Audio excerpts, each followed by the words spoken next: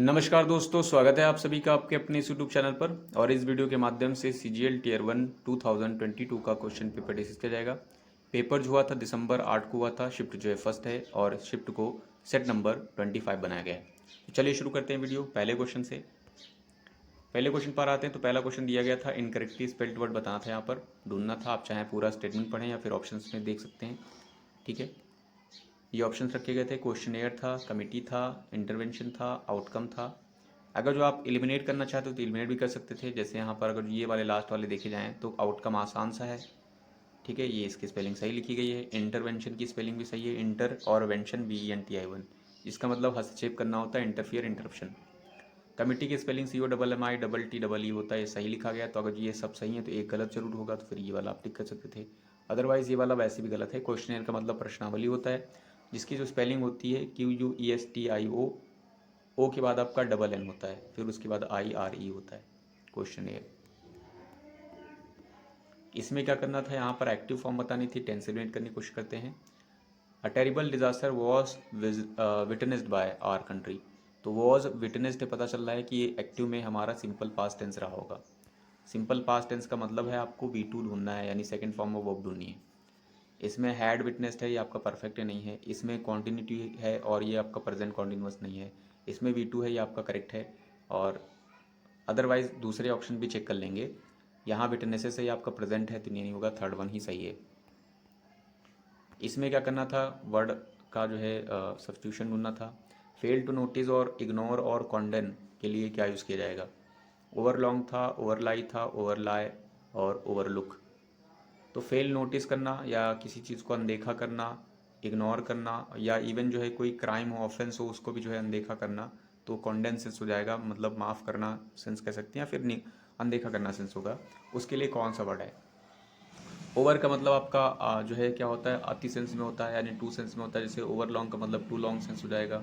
Over लाई का मतलब बहुत ज़्यादा लाई बोलना, एक जो है सीमा होती है उस सीमा तक भी क्रॉस कर लेना। ओवर लाई का मतलब जो होता है, ये इंटेंसिटी शो करेगा, एक्सेसिव एक्सेसिव शो करेगा, एक्सेसिवनेस शो करेगा। जैसे कह सकते हैं he acted overly in a play. Overlook आपका यहाँ पर जो दिया गया था वो आपका करेक्ट था, इसका मतलब फेल टू नोटिस और इग्नोर हो जाएगा। इसमें एरर डिटेक्ट करनी थी, दिया गया था he knows that he has no other options but to work hard.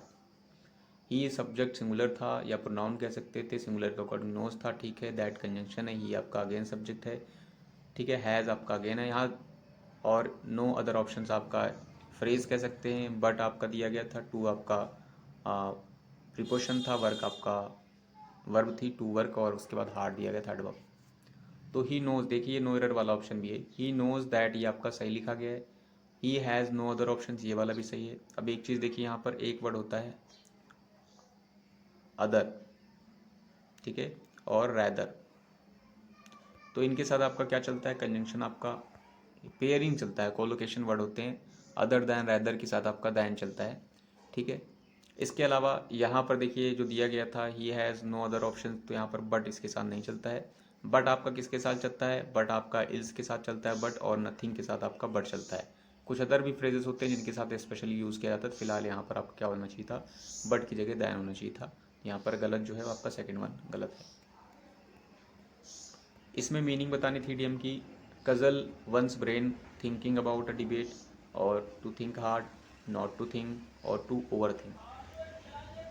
Causal one's brain का मतलब वो क्या हो जाएगा, थिंक अबाउट अ डिबेट नहीं होगा, बल्कि हो जाएगा टू थिंक हार्ड, बहुत ज़्यादा जो है विचार विमर्श करना, सेंस में हो जाएगा। एक थिंक के लिए पॉन्डर वर्ड भी होता है, जिसका मतलब जो है थिंक करना होता है। यहाँ पर क्या करना, सब्स्टिट्यूशन ढूंढना था। When I was your age I was working two jobs to provide for my family. To provide for का मतलब, प्रोवाइड फॉर का मतलब क्या होता है, कोई एसेंशियल चीज़ें सप्लाई करना या प्रोवाइड कराना, ताकि क्या हो सके, लाइफ के लिए जो बहुत ज़्यादा जो सर्वाइवल के लिए ज़रूरी है। तो यहाँ पर ये आपकी जो मीनिंग है वो आपकी करेक्ट रखी गई है, ठीक है। अदरवाइज अगर जो आप ये देखना चाहते थे या फिर ये नहीं समझ में आ रहा, तो ऑप्शन से भी आप थोड़ी बहुत हेल्प ले सकते थे। जैसे यहाँ पर ऑप्शन ऐसे रखे गए, तो आप वहाँ भी देख सकते थे एलिमेंट करके। पहला था टू प्रोवाइडिंग फॉर, दूसरा था फॉर प्रोवाइडिंग टू, चौथा तीसरा था आपका ऑन प्रोवाइडिंग, चौथा था नो सब्स्टिट्यूशन। टू के साथ देखिए V1 होता है, यहाँ पर ING लगाया गया तो गलत है आपका। फॉर के यानी प्रीपोजिशन के बाद आपका वर्क की ING फॉर्म होती है, जेरेंट कहते हैं, जिसे ये आपका गलत रखा गया है। ऑन की ज़रूरत नहीं थी यहाँ पर, तो ये वाला भी गलत हो जाएगा, तो आप फोर्थ वाला टिक कर सकते थे वैसे भी। नो स्पेलिंग एरर ढूंढना था।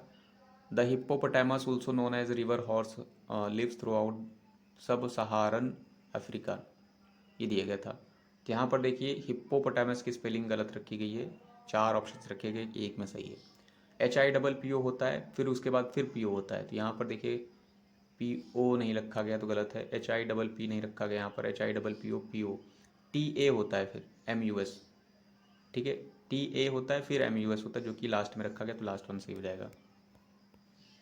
बल्क जो वर्ड था इसका मीनिंग बताना था, मीनिंग नहीं एंटोनिम बताना था। बल्क मतलब क्या होता है, कंपाइल सेंस में हो जाएगा, कंपाइल नहीं कहेंगे, पाइल सेंस हो जाएगा। पाइल मतलब ढेर हो जाएगा, ढेर या बहुत ज़्यादा अमाउंट में कोई चीज़ हो तो उसे कहेंगे बल्क। इसके लिए पहला था एंटोनिम के तौर पर हैंडफुल, हेवी, स्टेपल और ब्रंट। तो जो आपका हैंडफुल है इसका मतलब मुट्ठी भर होता है। अब देखिए यहाँ पर बल्क मतलब बहुत ज़्यादा है और यहाँ पर मुट्ठी भर है, तो ये आपका अपोजिट बन जाएगा। हेवी का मतलब भारी भरकम होता है, जो आपका नहीं होगा। और स्टेपल मतलब आपको पता ही स्टेपल क्या होता है। ब्रंट मतलब किसी चीज़ का मुख्य हो जाएगा, जैसे शॉक वगैरह है, मेन, मेन या प्रिंसिपल कहेंगे ऑफ समथिंग, शॉक वगैरह या फिर इस तरीके की जो है इंटेंसिटी शो की जाएगी, तो वहाँ पर आपका मेन में यूज़ किया जाएगा।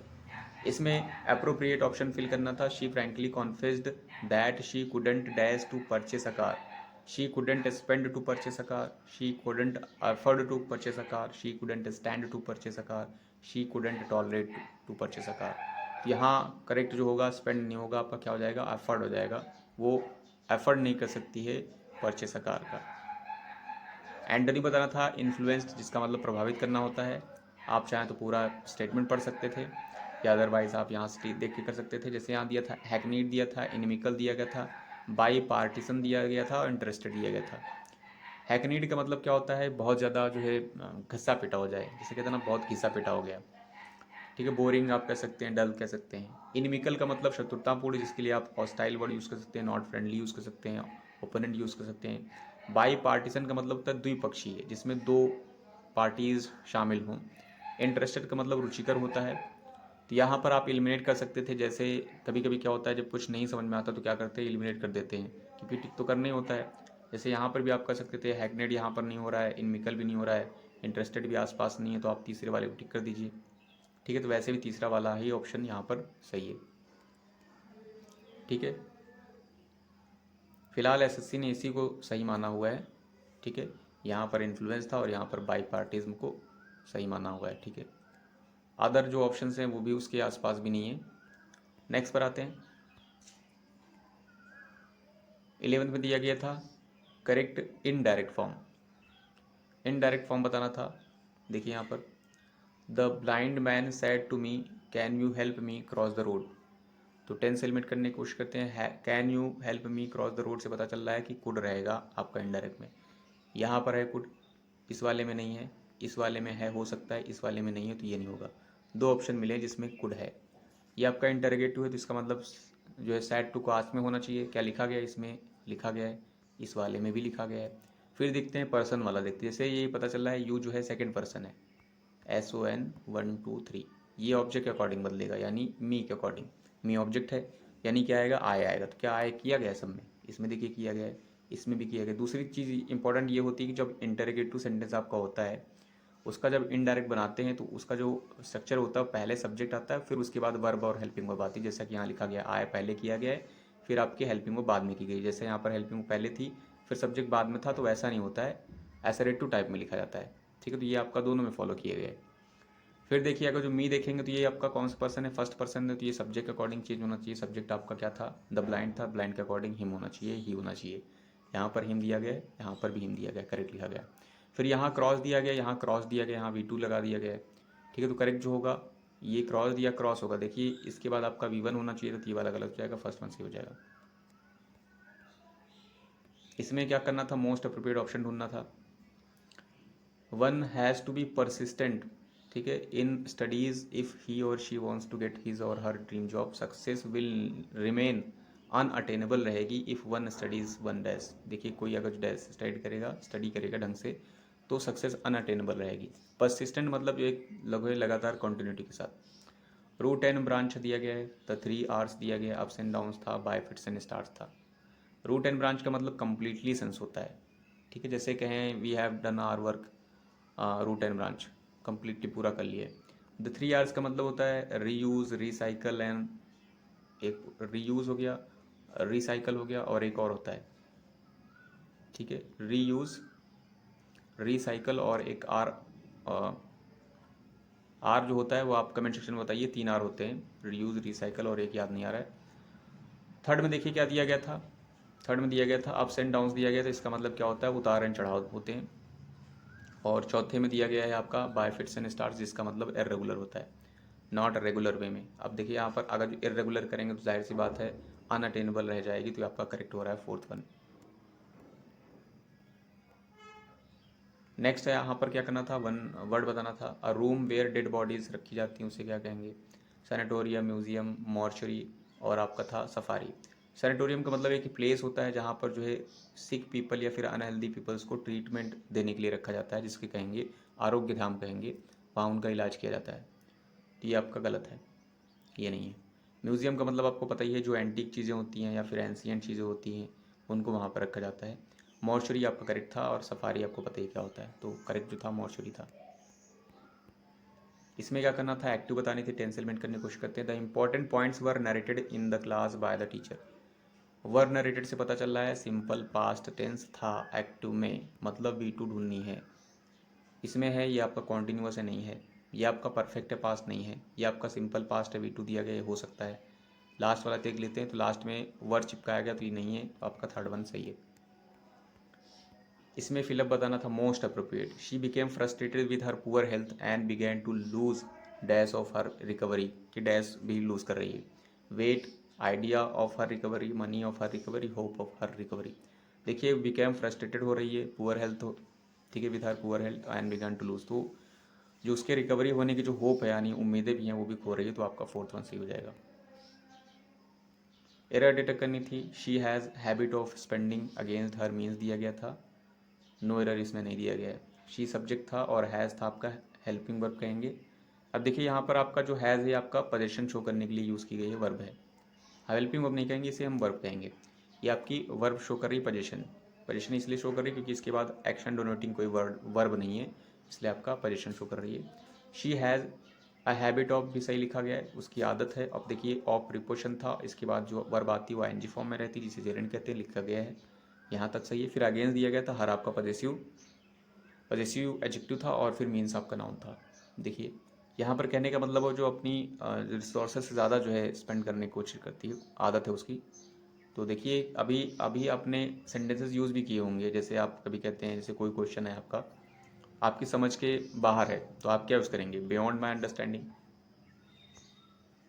समझ के बाहर है या परे है, तो वही चीज़ यहाँ पर भी हो रही है। जो उसकी आदत है वो उसकी जो है रिसोर्सेज से परे है खर्च करने की, ठीक है, तो यहाँ पर अगेंस्ट नहीं होना चाहिए, यहाँ पर बियॉन्ड होना चाहिए, ठीक है। और भी कुछ हो सकता है, अगर जो फिट बैठेगा तो आप रख सकते हैं। फिलहाल यहाँ पर अगेंस्ट गलत है आपका, तो क्या हो जाएगा यहाँ पर गलत जो है, थर्ड वाले में गलत है।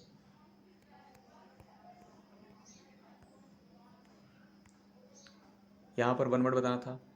The action of defamation, sorry, damaging the good reputation of someone, तो किसी की रेपुटेशन को डैमेज करना क्या कहेंगे, डिलीगेट है, और डीजेनरेशन है, डिफेमेशन था, यहाँ पर एफ बना हुआ है, डिफेमेशन था ये आपका, और डिफेक्शन है। तो डिलीगेट का मतलब प्रतिनिधि होता है, डीजेनरेट का मतलब देखिए, जनरेट मतलब उत्पन्न करना, और डी जहाँ पे लगाएंगे तो जस्ट अपोजिट हो जाएगा, मतलब पतित करना सेंस हो जाएगा, या हरास वगैरह सेंस में हो जाएगा। ये आपका नाउन है, ये भी आपका नाउन है, ये भी नाउन है, ये आपका नाउन नहीं है, ठीक है। डिफेमेशन का मतलब क्या होता है, देखिए फेम दिया गया है तो फेम को डी कर रहे हैं आप, डी कर रहे हैं मतलब बुरा कर रहे हैं, तो यानी फेम आप उस पर बैड इम्पैक्ट डाल रहे हैं, यानी डैमेज कर रहे हैं फेम को, यानी अपयश कहेंगे इससे, तो इसे कहेंगे डिफेमेशन, आपका हो जाएगा करेक्ट, ये वाला आपका करेक्ट है। डिफेक्शन का मतलब जो दिया गया है यहाँ पर दल बदल होता है, तो ये आपका नहीं होगा, ठीक है, ये आपका थर्ड वन सही था। रीअरेंज करना था, तो पहली बात तो थी यहाँ पर स्टार्टिंग वाला दिया गया था, इन दिसंबर 2018 पी में बोला गया था कॉज द लैंडस्लाइड दैट, क्यों बोला गया था, an eruptions of volcanic Anak Krakatau, आर में बोला गया triggered a tsunami in the Sunda strait Indonesia and killed more than 400 people. देखिए क्या बैठेगा यहाँ, तो ये तो थोड़ा आसान से लग रहा है। देखिए इससे हो जाएगा in December 2018 an earthquake, an eruptions of volcanic Krakatau triggered a tsunami हो जाएगा, Sunda strait, and killed more than 400 people, cause the land. देखिए कॉज अगर जो अब ऐसे लगा भी रहे हैं क्यू आर करके तो आपका पी छूट जाएगा, पी बैठेगा नहीं। इट मीन्स आपका क्यू तो होगा, क्यू की स्टार्टिंग के बाद। अगर जो हम क्यू के बाद पी करें, an eruptions of the volcanic Krakatau cause the landslide, ठीक है, पी रखते देखें, ठीक है, दैट ट्रिगर्ड, तो आर भी बैठ रहा है आपका। तो इसका मतलब क्या ऑप्शन में कहीं दिया गया है, क्यू पी आर एस यहाँ दिया गया है, तो आपका ये वाला सही हो जाएगा, क्यू पी आर एस, ठीक है। लीगल दिया गया था, लीगल नहीं, लॉयल है, जिसका मतलब जो है वफादार होता है, फेथफुल, सिंसियर कह सकते हैं आप। एंटोनिम बताना था, जिसके लिए आप नमक हलाल कहते हैं, और नमक हराम इसका अपोजिट हो जाएगा। आर्डेंट दिया गया था, फिकल था, स्टूपिड था, स्ट्रैजिक था। आर्डेंट का मतलब इंथुसियास्टिक होता है, बहुत ज़्यादा जीलस हो जाएगा, ठीक है। और फिकल का मतलब चेंजेबल होगा, जो बहुत ज़्यादा बदले, इधर उधर चेंज हो जाए। तो अगर जो आपका फिक्स नहीं है, वो चेंजेबल है, बदल रहा है इधर उधर, तो उसका मतलब विश्वास का पात्र नहीं है। तो उस हिसाब से आप इसको टिक कर सकते हैं अपोजिट में। स्टूपिड मतलब मूर्ख होगा, यानी मूर्ख होगा जो अकल से पैदल हो, अकल से पैदल। ट्रैजिक का मतलब क्या होता है कि सैड सेंस में हो जाएगा, तो आपका करेक्ट जो था वो आपका फिकल था। एंटोनिम बताना था, रैवेज्ड का मतलब क्या होता है, the cats ravage the bungalow in the absence of its owner. Ravaged का मतलब क्या होता है, किसी चीज़ को बहुत बुरी तरीके से क्या करना, रूइन करना, बर्बाद करना, या फिर जो है उसी सेंस में होगा आपका। यहाँ पर जो सेंस हो रहा है आप समझ रहे हैं क्या सेंस हो रहा है। तो यहाँ पर था पहला एंटोनिम के तौर पर एक्सप्लोडेड, दूसरा था डेमोलिश्ड, तीसरा था रिस्टोर्ड, चौथा था सील्ड। एक्सप्लोड का मतलब क्या होता है, फटना सेंस में होता है, एक्सप्लोडेड आपका नहीं होगा। डिमोलिश का मतलब डिस्ट्रॉय सेंस में होता है, तो नहीं हो रहा है यहाँ पर एंटोनिम। और रेस्टोर का मतलब क्या होता है, कोई चीज़ वापस लाना, जैसे जीर्णोद्धार करना, तो उस सेंस में होता है, रेस्टोर किया गया है उसकी, ठीक है। तो ये आपका रेस्टोर वर्ड यहाँ पर देखिए रैवेज्ड किया है, यहाँ पर रिस्टोर किया गया, तो ये आपका जो है अपोजिट बन जाएगा। सील्ड का मतलब आपको पता ही होगा, सील कर देना। थर्ड वन आपका यहाँ करेक्ट बैठ रहा था। फिर आते हैं पैसेज पर, तो पैसेज रीड कर लेते हैं। पैसेज दिया गया था, during the pandemic remote working has kept the work going on across almost every industry got shut down physically during the lockdowns, but the work from home model tried to dash the effect of the lockdown. When it came to jobs in the future, also many businesses across the globe, including the information technology industry, are dash continuing with the hybrid model. Remote working has replaced geography as a major hiring dash, with 90% of senior executives expected to work from home. As a result, 76% of US organizations are more likely to dash outside the city or even state. According to a talent works poll of recruiting managers conducted across the US, quoted by an FE report. Fill up पर आते हैं, theme समझ में आगे होगी। During the pandemic remote working has kept the work going on across dash, क्या आएगा, ये वर्क की बात हो रही है, कामकाज की। वर्क अक्रॉस सेक्टर्स हो रही है, फील्ड्स हो रही है, या फिर जो है आपका सेक्शंस हो रहा है, या फिर एरियाज हो रही है। तो कहाँ पर बात हो रही है, ठीक है। रिमोट वर्किंग जो था, has kept the working going, मतलब चल भी रहा था, वो दूर दराज के इलाकों में जो वर्क था वो चल रहा था पैंडमिक के टाइम पर। तो सेक्टर था या फिर जो है फील्ड था, देखिए सेक्शन नहीं होगा, एरिया नहीं होगा, फील्ड भी नहीं, फील्ड है और सेक्टर है, दोनों में से कौन सा होगा। देखिए सेक्टर आपका वाइडर सेंस में होता है, फील्ड आपका जो है कह सकते हैं कि जब आपका वो किया जाए, टेंडेंसी है कह सकते हैं, फिर आपका टेंडेंसी नहीं कहेंगे, नेचर की बात करें कि जो है किस तरीके का वर्क है, तो वहाँ पर आपका फील्ड होगा। और ये जो आपका सेक्टर जो है आपका यहाँ पर बिग सेंस में हो जाएगा, तो यहाँ पर आपका सेक्टर करेक्ट हो जाएगा।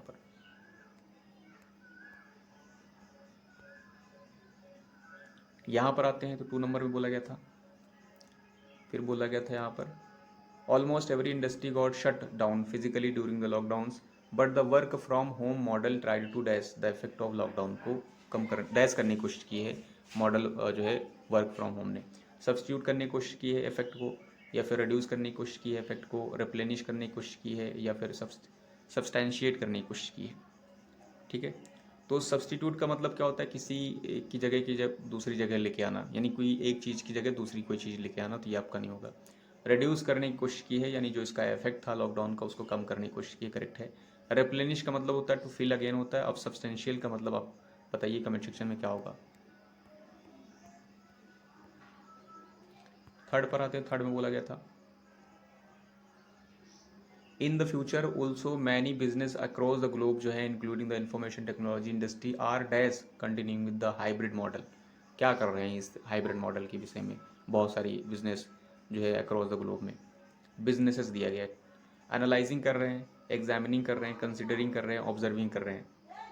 चूँकि ये सब आया है लॉकडाउन, तो क्या कर रहे हैं, बहुत सारे इन द फ्यूचर भविष्य में also many businesses across the globe including the information technology industry are dash with the hybrid model, यानी उस तरीके का कुछ मॉडल हो। तो एनालाइज मतलब विश्लेषण करना होता है, एग्जामिन मतलब भी एक तरीके से देखना, जांचना, पड़तालना, कंसिडरिंग मतलब विचार कर रहे हैं, तो ये आपका लास्ट वन सही हो जाएगा।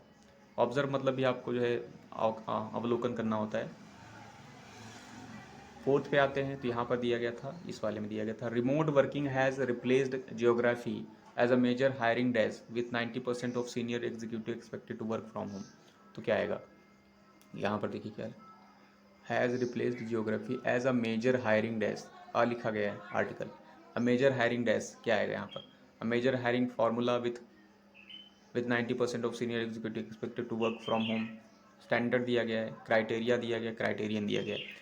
आर्टिकल बता रहा है यहाँ पर आपका कुछ ऐसा आएगा जो सिंगुलर रहेगा, ठीक है।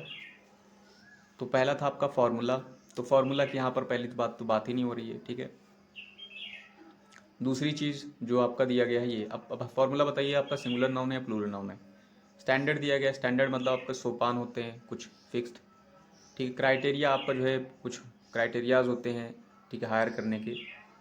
तो यहाँ पर दूसरा क्राइटेरियन भी रखा गया है, देखिए कौन सा आएगा यहाँ पर जो आपका आर्टिकल है वो बता रहा है यहाँ सिंगुलर आएगा। जो क्राइटेरिया होता है आपका प्लूरल होता है, और जो क्राइटेरियन होता है आपका सिंगुलर होता है। तो ओ एन की जगह पर कहीं बहुत सारे वर्ड्स होते हैं, कहीं नहीं मतलब बहुत सारे वर्ड्स होते हैं जहाँ पर ओ एन जो से एंड जो होते हैं वहाँ पर उसको जो है हटा करके क्या लगाया जाता है, ए लगाया जाता है प्लूरल बनाने के लिए। तो ये आपका प्लूरल था, इसलिए करेक्ट कौन सा होगा, फोर्थ वन हो जाएगा। लास्ट में आते, लास्ट में बोला गया था as a result 76% of US organisations are more likely to dash outside the city और even state according to talent works poll. तो क्या कर रहे हैं ये जो ऑर्गेनाइजेशंस हैं यूएस के, इम्प्लीमेंट कर रहे हैं, डिप्लॉय करेंगे या एग्जीक्यूट करेंगे, एम्प्लॉय करेंगे। देखिए ऑर्गेनाइजेशन है आपका, इम्प्लीमेंट करेगा, ठीक है, ये आपका नहीं बनेगा। डिप्लॉय मतलब आपका आर्मी वगैरह होती थी, ये भी नहीं होगा। एग्जीक्यूट आपका इम्प्लीमेंटेशन होता नहीं होगा, एम्प्लॉय कर रहे हैं, ये आपका फोर्थ वन जो है सही हो जाएगा। सो आई होप इस वीडियो के माध्यम से आपने कुछ ना कुछ जरूर सीखा होगा। Thanks for watching this video.